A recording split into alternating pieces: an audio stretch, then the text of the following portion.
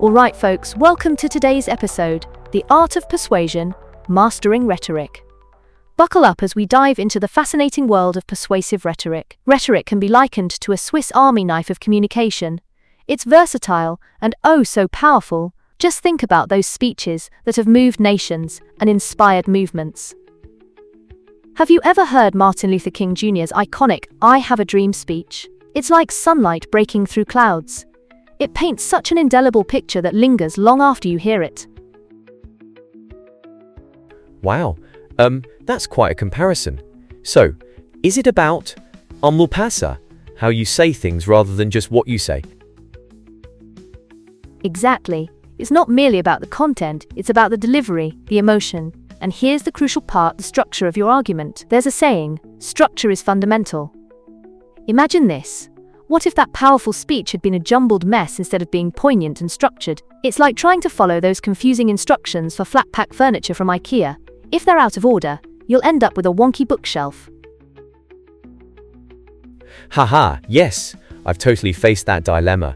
But, how do we get into this structure of persuasive arguments? Is there, like, a formula or something?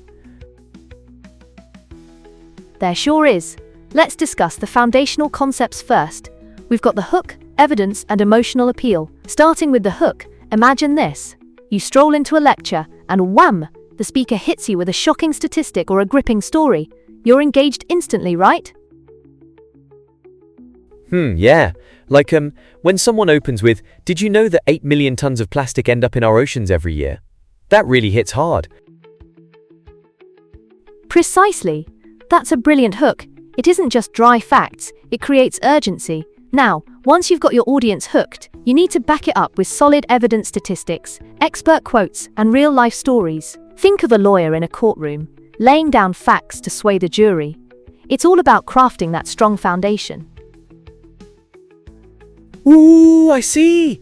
So you mean like mixing facts with relatable stories so that it's not just a boring monologue? Spot on. And here's where the emotional appeal comes in. You want your audience to feel something, be it hope, anger, or inspiration. Remember the classic tale of the boy who cried wolf? We can relate to that, and it really evokes strong emotions. Right. Like if I said, imagine the last time you felt your heart race from excitement or fear, it draws people in through shared experiences. Exactly. That's the magic of connection. Speaking of which, have you ever truly analyzed some influential speakers?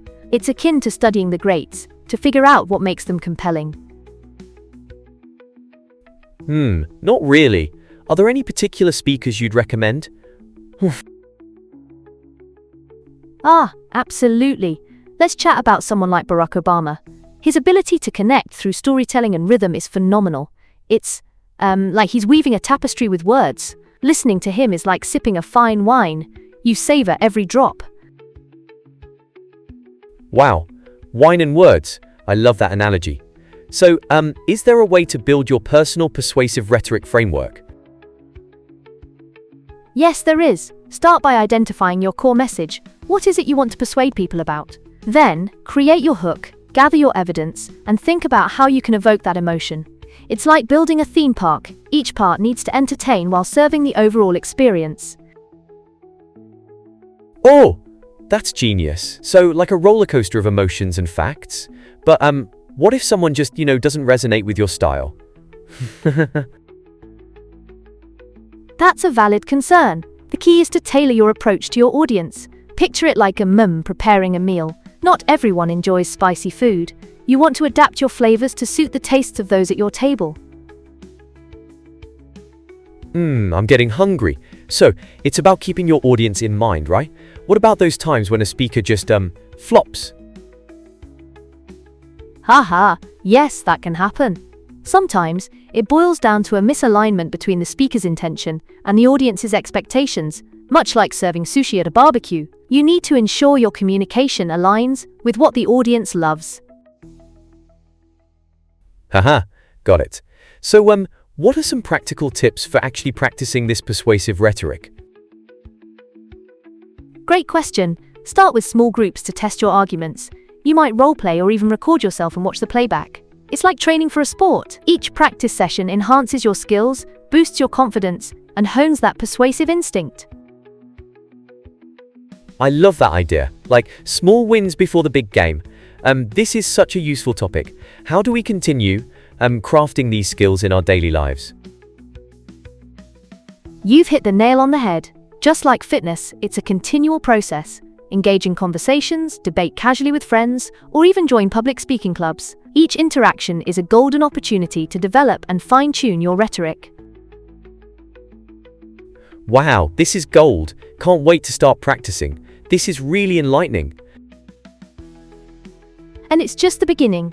Keep exploring, asking questions, and most importantly, have fun with it. Rhetoric is an art, and like any art, the more you immerse yourself, the better you become. Yes, I feel so motivated. It's like we just opened a treasure chest of knowledge. Absolutely, and remember, every great communicator started somewhere. Embrace your journey. It's going to be an exciting ride. Can't wait to apply all of this in my next conversation.